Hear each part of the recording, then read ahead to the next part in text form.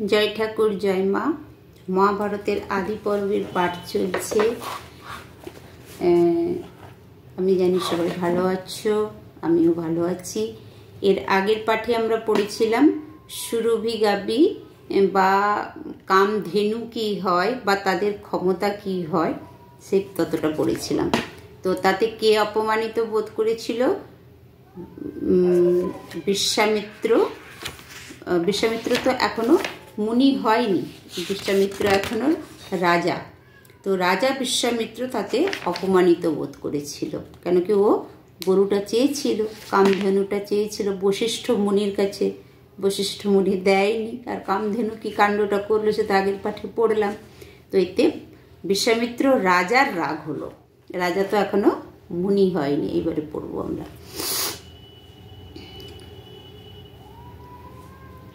তবে বিশ্বামিত্র বড় মনে অভিমান, মুনির নিকটে এত পাই অপমান। অদ্ভুত দেখিয়া কর্ম মনে মনে গণে, সর্বশ্রেষ্ঠ ব্রাহ্মণ জানিনু এতক্ষণে। ওই এবারে বুঝলো যে, এবারে মনে মনে বুঝলাম যে ব্রাহ্মণরাই সর্বশ্রেষ্ঠ। ধিক ক্ষত্র জাতি মম ধিক রাজ্য পদে, একই তপস্বী যে না পারি বিবাদে। বলছি আমার বিশ্বামিত্র বলছে আমি ক্ষত্র কুলে জন্ম, সেটা ধিক। ক্ষত্রিয়রা কি পারে না, বাহুবলে সব নিতে পারে, তারপরে আমি রাজা, আর আমি মাত্র একজন ব্রাহ্মণ তপস্বীর থেকে হেরে গেলাম।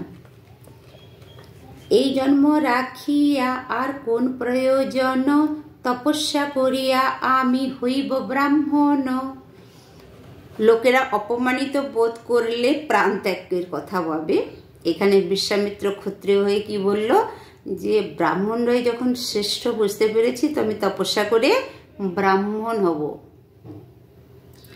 ব্রাহ্মণ হইব কিংবা যাই যাক প্রাণ, এত চিন্তি বিশ্বামিত্র করে সন্নিধান। দেশে পাঠাইয়া দিল সর্বসৈন্যগণে, তপস্যা করিতে গেল গহন কাননে। বিশ্বামিত্র তপ কথা অদ্ভুত কথন, যার তাপে তাপিত হইল ত্রিভুবন। এবার বিশ্বামিত্র মুনি সব লোককে পাঠিয়ে দিয়ে তপস্যা শুরু করলো। গ্রীষ্মকালে চতুর্দিকে জ্বালিল হুতাসন, ঊর্ধ্বপদে তার মধ্যে থাকেন রাজন। গ্রীষ্মকাল, তার চারদিকে হুতাসন মানে আগুন জ্বালিয়ে দিয়েছে, যে তার মাঝখানে এক পায়ে দাঁড়িয়ে আছে। নাকে মুখে রক্ত, ঊর্ধ্বপাউ মানে পা উপরের দিকে, মাথা নিচের দিকে, নাকে মুখে রক্ত বহে, ঘোর দর্শন, অস্থিচর্ম সার মাত্র আর পবন আহার। নাক মুখ দিয়ে সব রক্ত বেরিয়ে যাচ্ছে, আর অস্থিচর্ম সার হয়ে গেছে, কেন কি শুধু বায়ু খেয়ে থাকে। বরিশাকালেতে যথা সদাই বরিশে, যোগাসন করি রাজা তথাই নিবসে। বৃষ্টিতেও যতই বর্ষণ হোক না কেন, সেখান থেকে নড়ছে না। অহর্নিশি জলধারা বরিশে উপর, স্থাবর সদৃশ হইয়া থাকেনি প্রবর। শীতকালে হীন বস্ত্র হইয়া নিরাশ্রয়, হেমন্ত পর্বতে যথা সদা বরিশয়। শীতকালে কি করলো, হেমন্ত পর্বতে গিয়ে যেখানে সবসময় বৃষ্টি হচ্ছে, সেখানে নিরাবস্ত্র হয়ে, সেখানে হীন বস্ত্র মানে খুব কম কাপড়ে আছে। এই রূপ তপ করে সহস্র বৎসর, 11 দিন নয়, সহস্র বৎসর। তপে তুষ্ট হইয়া ব্রহ্মা দিতে এলো বর। ব্রহ্মা তপে তুষ্ট হয়ে বর দিতে। ব্রহ্মা বলে বর মাগো গাধীর নন্দন, বিশ্বামিত্র বলে করো আমারে ব্রাহ্মণ। বিশ্বামিত্রকে জিজ্ঞেস করলো তুমি আমাকে বর মাগো, বিশ্বামিত্র বললো তুমি আমাকে ব্রাহ্মণ করে দাও। বিরিঞ্চি বলেন তব ক্ষুদ্র কুলে জন্ম, কেমনে হইবি দ্বিজ দুষ্কর এ কর্ম। বলছে তোর তো হীন কুলে জন্ম, এটা বড় দুষ্কর কর্ম, কি করে জন্মাবি তুই। অন্য বর চাহ তুমি যেই লয় মন, বিশ্বামিত্র বলে অন্যে নাহি প্রয়োজন। বিরিঞ্চি মানে ব্রহ্মা বললো আমি তো তুষ্ট হয়েছি, তো তুই অন্য কিছু বর চা, ব্রাহ্মণ তোকে করাতে পারবো না। বিশ্বামিত্র বললো আমার অন্য কোনো কিছুতে প্রয়োজন নেই। ব্রহ্মা বলে পর জন্মে হইবি ব্রাহ্মণ, এক্ষণে যে চাহ তাহাও মাগো রাজন। ব্রহ্মা বলুন পরের জন্মে তোকে ব্রাহ্মণ করে জন্মাবো, তুই এই জন্মে যা যা চাইছিস অন্য কিছু চা। বিশ্বামিত্র বলে আমি অন্য নাহি চাই, কিবা প্রাণ যায় কিংবা ব্রহ্মত্ব পাই, হয় প্রাণ না হলে ব্রাহ্মণত্ব। এত শুনি বিধাতা করিলেন গমন, পুনঃতপ আরম্ভিল গাধীর নন্দন। আবার তপস্যা শুরু করলো, কেন কি ব্রহ্মা অসন্তুষ্ট হয়ে চলে গেল। ঊর্ধ্ব দুই পদ করে ঊর্ধ্বমুখ হইয়া, এক পদে অঙ্গুলিতে রহে দণ্ডাইয়া। দুটো পা তুলে নিয়েছে, শুধু একটা আঙুলে দাঁড়িয়ে আছে। শুষ্ক কাষ্ঠ মতো সে হইল নরবর, কেবল আছয়ে প্রাণ মজ্জার ভিতর। তার তপে মহাতাপ হইল তিন লোকে, ইন্দ্রাদি দেবতা ভয় পাইল সবাইকে। ওর এই ঘোর তপস্যা দেখে তিন লোক ভয় পেতে শুরু করলো। কারা কারা? ইন্দ্র, দেবতা, এরা সবাই ভয় পেতে শুরু করলো।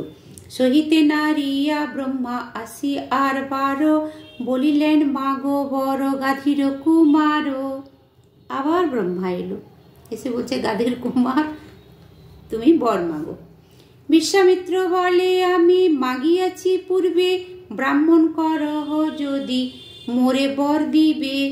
এড়াইতে নারিয়া সৃষ্টির অধিকারী, বিশ্বামিত্র গলে দেন আপন উত্তরী। ব্রাহ্মণ হচ্ছে ব্রহ্মার থেকে সৃষ্ট যতজন পুত্র, মানস পুত্র, হাত থেকে পুত্র, তারা জন্মসূত্রে ব্রাহ্মণ। আর প্রথম কোনো ক্ষত্রিয় যে তপস্যার বলে ব্রহ্মার থেকে তার উত্তরীয় নিল, ব্রহ্মা তার উত্তরীয়টা গলায় পৈতার মতন পরিয়ে দিল। বর দিয়া বিধাতা করিলেন গমন, বিশ্বামিত্র মুনি হইল মহাতপোধন। কেহ নহে তপস্যায় তাহার সমান, সদা মনে জাগে বশিষ্ঠের অপমান। সব ভুলে গেছে, কিন্তু বশিষ্ঠের ওই অপমানটা ভুলতে পারছে না। সুরাসুর নাগ নর বশিষ্ঠকে পূজে, সুধা পান করিল সহিত দেবরাজে। বশিষ্ঠের অপমান সদা জাগে মনে, বশিষ্ঠের ছিদ্র খুঁজি ভ্রমে অনুক্ষণে। সুরাসুর নর সবাই হচ্ছে বশিষ্ঠকে পূজা করে। বশিষ্ঠ মুনি সুধাও পান করেছে দেবরাজের সঙ্গে বসে, সেজন্য সে সারাদিন মনের মধ্যে বশিষ্ঠের একটা ছিদ্র খুঁজে বেড়াচ্ছে, কিভাবে বশিষ্ঠকে ধরবে। ইক্ষ্বাকু বংশতে রাজা সর্বগুণ ধাম, সংসারেতে বিখ্যাত কলম সাপাদ নাম। মহামুনি বশিষ্ঠ তার পুরোহিত, যজ্ঞ হেতু তাহারে করিল নিমন্ত্রিত। বশিষ্ঠ বলেন কিছু আছে প্রয়োজন, রাজা বলে যজ্ঞ আমি করিব এক্ষণ। মুনি না আইল রাজা হইল ক্রোধ মন, বিশ্বামিত্রে যজ্ঞ হেতু কইল নিমন্ত্রণ। ইক্ষ্বাকু বংশের রাজা ডেকেছিল ওরই পুরোহিত, বশিষ্ঠকে বলল যে তুমি আমি যজ্ঞ করব, আমার পুরোহিত হয়ে এসো। বশিষ্ঠ বলল আমার তখন কিছু প্রয়োজন আছে, পারবো না। তো ও রেগে গিয়ে কাকে আনলো? বিশ্বামিত্র মুনিকে ধরে আনলো যজ্ঞর কারণে। বিশ্বামিত্র লইয়া সঙ্গে আইসে রাজন, পথেতে ভেটিল শক্তি বশিষ্ঠ নন্দন। বশিষ্ঠের ছেলের সঙ্গে রাস্তায় দেখা হলো শক্তি। রাজা বললে পথ ছাড়ি দেহ মুনি বর, শক্তি বলে মোরে পথ দেহ নরেশ্বর। দুজন বলছে, একজন বলছে পথ ছাড়ো, বিশ্বামিত্রের ছেলেও বলছে পথ ছাড়ো, রাজাও বলছে পথ ছাড়ো। রাজা বলে রাজপথ জানে সর্বজন, পথ ছাড়ো যাব আমি যজ্ঞের কারণ। শক্তি বলে দ্বিজ পদ বেদের বিহিত, পথ ছাড়ি দেহ মোরে যাইব তরিত। রাজা বলে এটা রাজপথ, আর শক্তি বলছে এটা বেদের পথ। তো সুতরাং এ বলছে আমি যজ্ঞের কারণে যাব ছাড়ো, ও বলছে আমি শাস্ত্রের কারণে যাব ছাড়ো। এই মতে বলা বলি হইল দুইজন, কেহ না ছাড়িল পথ কুপিল রাজন। হাতিতে প্রবোধ বাড়ি আছিল রাজার, ক্রোধে মুনি অঙ্গে রাজা করিল প্রহার।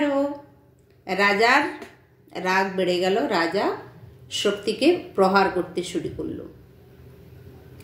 প্রহারে জর্জর শক্তি রক্ত পড়ে ধারে, ক্রোধ চক্ষে চাহিয়া বলিল নৃপবরে, উত্তম বংশেতে জন্মি করিস অনীতি, ব্রাহ্মণের হিংসা তুই করিস দুর্মতি। এই পাপে মম শাপে হও নিশাচর, মনুষ্যের মাংস তোর পুরুক উদর। সাপ শুনি ভীত হইল সৌদাস নন্দন, কৃতাঞ্জলি কলি বলে বিনয় বচন। শক্তি ওকে সাপ দিয়ে দিল রাজাকে যে তুমি নিশাচর হয়ে যাও, মানুষের নিশাচর মানে রাক্ষস হও আর মানুষের মাংস খেয়ে পেট ভরাও। ও ভয় পেয়ে গেল রাজা। হেনকালে বিশ্বামিত্র পেয়ে অবসর, রাজঙ্গে নিয়োজিল এক নিশাচর। রাক্ষস শরীর হইল রাজা হতজ্ঞান, দেখি বিশ্বামিত্র মুনি হইল অন্তর্ধান। বিশ্বামিত্র মুনি তো ওদের সঙ্গে ছিল, দেখলো রাজা রাক্ষস হয়ে গেছে, এই দেখে ভয়েও অন্তর্ধান হয়ে গেছে। সম্মুখে পাইল শক্তি ধরিল রাজন, ব্যাঘ্রজন পশু ধরি কর এ ভক্ষণ। মোরে সাপ দিলা দুষ্ট ভুঞ্জ তার ফল, বধিয়া ঘাড়ের রক্ত খাইল সকল। শক্তি অভিশাপ দিয়েছিল, তাই শক্তিকে ধরেই খেয়ে নিল। বিশ্বামিত্র মুনি তো তার আগেই ওখান থেকে পালিয়ে গেছে। শক্তিকে খাইয়া মূর্তি হইল ভয়ঙ্কর, উন্মত্ত হইয়া ভ্রমে বনের ভিতর। দেখি বিশ্বামিত্র মুনি ভাবিল অন্তর, রাক্ষস লইয়া সঙ্গে গেল মুনিবর। যথা আছে বশিষ্ঠের শতেক কুমার, কাল পেয়ে বিশ্বামিত্র দেয় ফল তার। একে একে দেখাইয়া সর্বজনে দিল, রাক্ষস সবারে ধরি ভক্ষণ করিল। বিশ্বামিত্র মুনি এবারে কি করলো, বশিষ্ঠের 100 পুত্র যেখানে আছে সেখানে নিয়ে গেল রাজার দেহটাকে, মানে যে এখন রাক্ষস হয়ে আছে। একে তো শক্তিকে খেয়ে নিয়েছিল প্রথমেই, সেও বশিষ্ঠের পুত্র, আরও বশিষ্ঠের 100 পুত্রকে এক একজনকে করে দেখাচ্ছে, আর এই রাক্ষস খেয়ে যাচ্ছে সব। বশিষ্ঠ আসিয়া গৃহে দেখে শূন্যময়, শতপুত্র না দেখিয়া হইল বিস্ময়। ধ্যানিতে জানিল যত বিশ্বামিত্র কইল, শক্তি সহ 100 পুত্র রাক্ষসে ভক্ষিল। 100 পুত্র শোকে তাঁর দহে শরীর, অতি ধৈর্যবন্ত তবু হইল অস্থির। আপনার মরণ বাঞ্ছিয়া মুনিবর, শোকানলে প্রবেশিল সমুদ্র ভিতর। ধ্যান করে বশিষ্ঠ মুনি সব জানতে পারলো যেগুলো বিশ্বামিত্র করিয়েছে। তবু রাজা অনেক বশিষ্ঠ মুনি অনেক শান্ত, কিন্তু তবুও না থাকতে পেরে সমুদ্রের ভেতরে ঢুকে গেল। সমুদ্র দেখিয়া তারে রাখি গেল কুলে, মরণ না হইল যদি সমুদ্রেরও জলে, মানে মরতে গেছিল কিন্তু সমুদ্র তাকে তুলে কুলে রেখে গেল। অত্যুচ্চ পর্বতে গিয়া উঠিল সে মুনি, তথা হইতে শোকাকুল পড়িল ধরণী। 20 সহস্র ক্রোশ উচ্চ হইতে পড়ি, তুলা রাশি পরে মুনি যায় গড়াগড়ি। তাহাতে নহিল মৃত্যু চিন্তে মুনি রাজ, প্রবেশ করিল গিয়া অনলের মাঝ। অনেক উঁচু পর্বত থেকে ঝাঁপ দিল মরার জন্য, পড়লো এসে তুলার ভেতরে, এবারে অনলের ভেতরে মানে আগুনের মাঝখানে ঢুকেছে। যোজন পসর অগ্নি পরশ আকাশে, শীতল হইয়া অগ্নি মুনির পরশে। মুনির এত পুণ্য না যে আগুনও শীতল হয়ে গেল, আগুন জ্বলছে কিন্তু সেটা শীতল আগুন। তবে মুনি প্রবেশিল অরণ্য ভিতর, নানা পশু ব্যাঘ্র হস্তি ভল্লুক শুকর। বশিষ্ঠে দেখিয়া সবে পলাইয়া যায়, হেনমতে কইল মুনি অনেক উপায়। সব হিংস্র জন্তুদের সামনে গেল যে যদি তারা খায়, তারা তো বশিষ্ঠকে দেখে পালিয়ে গেল। মরণ্য হিল মুনি ভ্রমিল সংসার, কতদিনে আসে মুনি গৃহে আপনার। 100 পুত্র নাই দেখি মুনি বর, পুত্র শোকে অবশ হইল কলেবর। চতুর্দিকে অনুক্ষণ বেদ অধ্যয়ন, নানা শাস্ত্র পঠন করিত পুত্রগণ। অনেকদিন পরে নিজের সংসারে ফিরে এলো। সংসারের কি দশা, 100টা বাচ্চা নেই, তারা সারাদিন চারদিকে বসে বসে বেদ পাঠ করত। এইসব চিন্তিয়া মুনি অধিক তাপিত, গৃহমধ্যে প্রবেশিতে নাহি যাইচিত। পুনরূপী বশিষ্ঠ চলিল দেশান্তর, মরিতে উপায় মুনি করে নিরন্তর। দেখিল একটি নদী অত্যন্ত গভীর, ভয়ঙ্কর লক্ষ লক্ষ আছে কুম্ভীর। তাহে পড়িবার তরে ইচ্ছা করিল মুনি, হেনকালে পাছু হইতে শুনে বেদ ধ্বনি। এবার একটা নদী দেখলো, অনেক ভয়ঙ্কর ভয়ঙ্কর কুমির আছে, ও তখন সেটাতে পড়তে যাচ্ছে, এমন সময় বেদ ধ্বনি শুনল।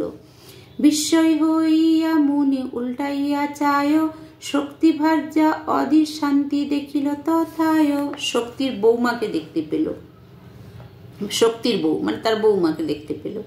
জোড়ো হাত করি বলে শক্তির বনিতা, তোমার সঙ্গতি প্রভু আইলা মোহিতা।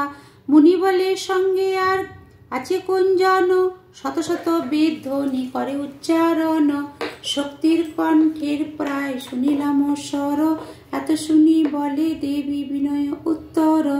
শক্তির নন্দন আছে আমার উদরে, 12 বৎসর বেদ অধ্যয়ন করে। মানুষ তখন মানে কত তপস্যা করতো লোকেরা, 12 বছর ধরে শক্তির বউয়ের পেটে তাদের ছেলে আছে, সে বেদ অধ্যয়ন করছে।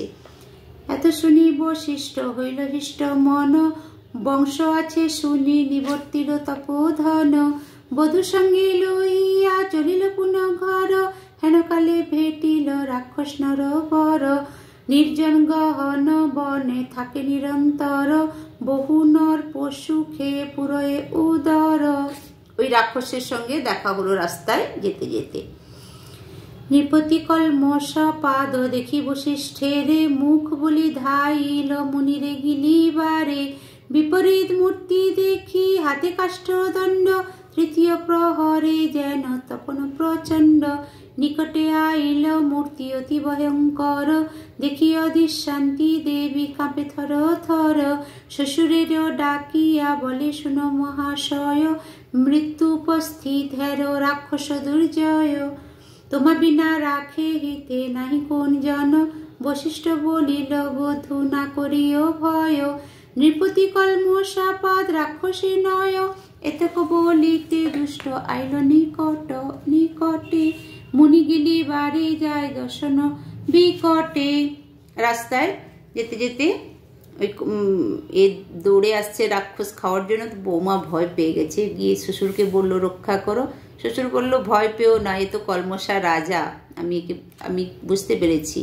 মুনির হুঙ্কারে তে রহিল কত দূরে, কমণ্ডুল জল মুনি ফেলিল উপরে।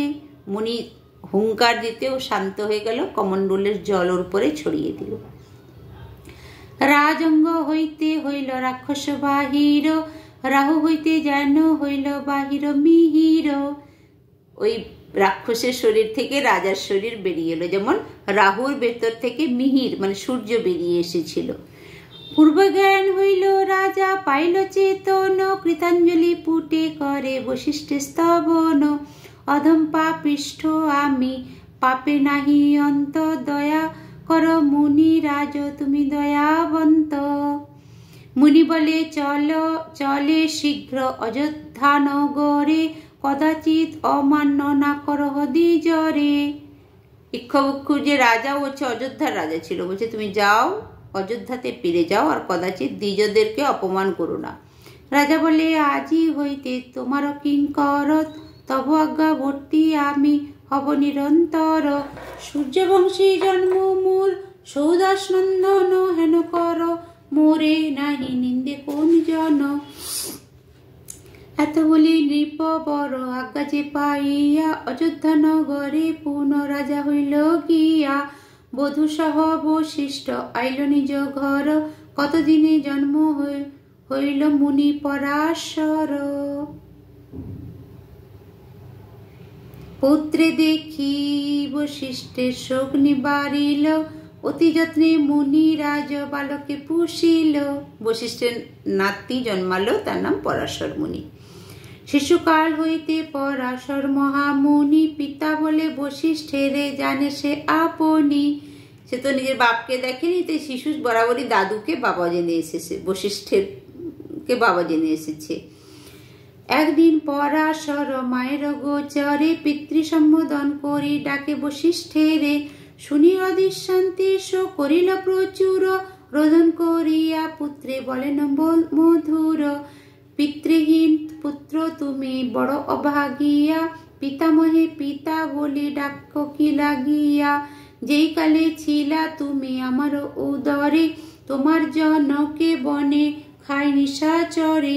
মায়ের মুখেতে শুনি এতেক বচন, বিশেষ মায়ের দেখি শোকেতে ক্রন্দন, ক্রোধেতে শরীর কম্পে লোহিত লোচন, কি করিব হৃদয়ে চিন্তিল তপোধন। মা ওকে বললো যে তুমি দাদুকে বাবা বলবে না, ও তো তোমার দাদু, তুমি যখন আমার গর্ভে ছিলে তখনই তোমার বাবা মারা গেছে। তো ওর ছেলেটা এবারে মানে এটা শুনে ওর অনেক রাগ হলো যে আমি কি করতে পারি, এর থেকে কিভাবে মুক্ত হতে পারি। এত বড় নিদারুণ নির্দয় বিধাতা, রাক্ষসের হাতে মোর বিনাশিল পিতা, আজি তার সর্বশ্রেষ্ঠী করিব নিধন, না রাখিব ত্রিলোকে তাহারও একজন। এত যদি মনে কইল শক্তির কুমার, বশিষ্ঠ জানিল এ সকল সমাচার। বশিষ্ঠ মুনি সব সমাচার মানে জানতে পারলো যে তার নাতি রেগে গিয়ে কি ভাবছে, যে বিধাতার সব একদম নষ্ট করে দেবে। এবারে বশিষ্ঠ মুনি এলো, এসে কি বলছে, মধুর বচনে তারে করেন প্রবোধ, অকারণে শিশু তুমি কারে করো ক্রোধ, ব্রাহ্মণেরও ধর্ম এই না হয় উচিত, ক্ষমা শান্তি ব্রাহ্মণের বেদের বহিত। বলছে তুমি সব কথা তো জানো না, তুমি ব্রাহ্মণের পরম তিনটে গুণ আছে, ক্ষমা শান্তি, এটা হচ্ছে বেদের হচ্ছে কথা। কর্মনুরূপে শক্তি হইল নিধন, তার প্রতি অনুশোচ কর কারণ। শক্তি যে মারা গেছে সে তো তার নিজের দোষে মারা গেছে, তার জন্য তুমি অনুশোচনা করো না, তোমার বাবা তার কর্ম এমন করেছিল তার ফল ভোগ করেছে। কার এত শক্তি তারে মারিবারে পারে, কর্ম অনুরূপ ফলে ভুঞ্জয় সংসারে। ক্রোধ শান্তি কর বাপু তত্ত্বে দেহ মন, অকারণে সৃষ্টি কেন করিবা নিধন। মহাভারতের কথা অমৃত লহরী, শুনিলে অধর্ম ক্ষয়ে পরলোকে তরি। অমৃতের লহরী পরলোক বৈতরণী পার হয়ে যাবে, পরলোক তরি, শুনিলে অধর্ম ক্ষয়। আজকের পাঠ এতটা, অনেকটা লম্বা পড়া হয়ে গেল। জয় ঠাকুর, জয় মা। এরপরের দিন আর একটা পাঠ নিয়ে আসবো। সবাই ভালো থাকো, মন দিয়ে মহাভারত শ্রবণ কর। জয় ঠাকুর।